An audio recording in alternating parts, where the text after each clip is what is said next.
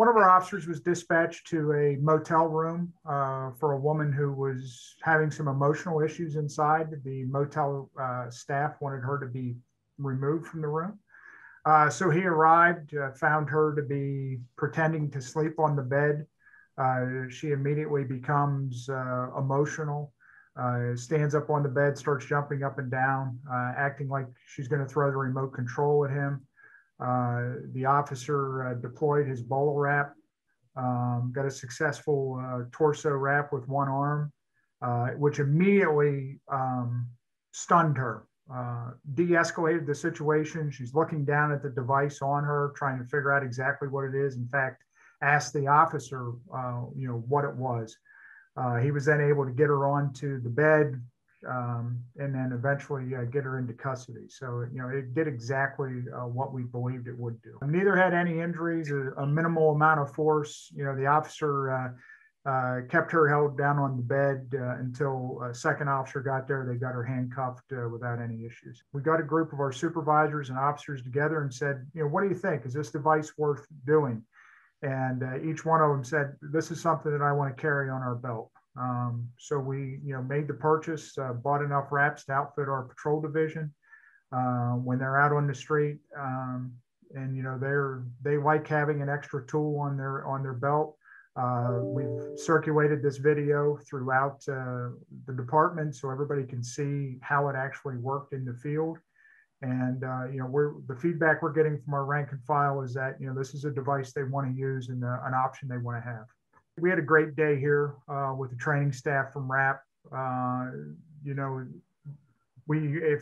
If you saw any of the footage of that day, we actually turned it into a bit of a media circus because we wanted to push this out there as early as we can to our community and elected officials. So we had at our training everyone from local police representatives, local elected officials, all the way up to United States congressmen was actually there that day and used the device. And we're able to do a training wrap. So our officers came out of that well-equipped. Our trainers did to train the rest of our officers. I think during our training period, we had very few unsuccessful wraps. And, like I said, the guys liked it. They wanted to use it, and we moved forward with it. If we're able to, even the sound or the use of the device disorients somebody for a moment's time, then we can take them into custody without resorting to additional force. To me, that's a success.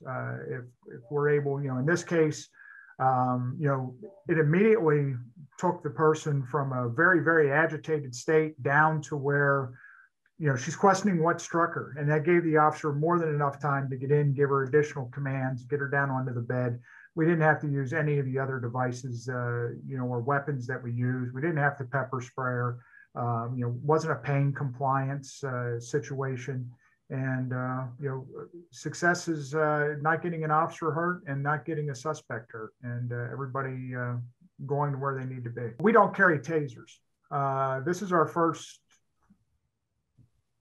different device that we've ever carried. And so I was skeptical of this device even when we got it, but through the training and through the program and now through our first use, I'm even a stronger believer in this, that we're able to accomplish these arrests and without using, with using very minimal force and not relying on pain, because everything else that we use, whether it's pepper spray or a nightstick or hand-on tactics, most of the time they rely on pain. And, the important part here is, you never, in this video, you never heard the woman say, ouch. You never heard her say she was hurt. She had no wounds on her whatsoever. So we were able to take her into custody, no pain to her, no injuries to the officers. Again, a successful outcome with, without the need for medical care or decontamination or anything else that we would have used with any other tool. We don't believe it's a use of force either. We define it as a remote restraint device, as it is. So it's just another technique to take somebody into custody without using force. So it's on our hierarchy or use of force continuum before force even begins. We were waiting for this first use. We have a lot of opportunities. We have a lot of hotels. We have a lot of people with emotional issues staying at those hotels. So I think this is going to open us up to more use now that the officers have seen that it, one, will work, and two, that it isn't causing any injury to either themselves or the other person. Probably in that case, in my mind, in my opinion, and talking to the officer that did it, he went for the torso wrap, the arm wrap, because he was worried about wrapping her in the lower extremities because she was in a position where she could have been prone to fall off of that bed.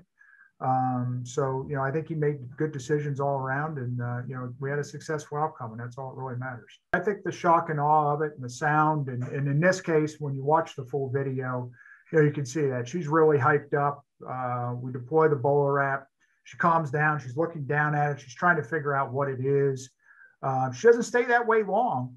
The officer moves in, engages with her, and she's right back to the amped up individual she was. But at that point, the officer has her restrained. Basically there's no fight left at that point. So, it worked fantastic. Again, even if it wouldn't have been a complete wrap, if we didn't get a secure, it would have disoriented her enough for the officer to move in and take her into custody.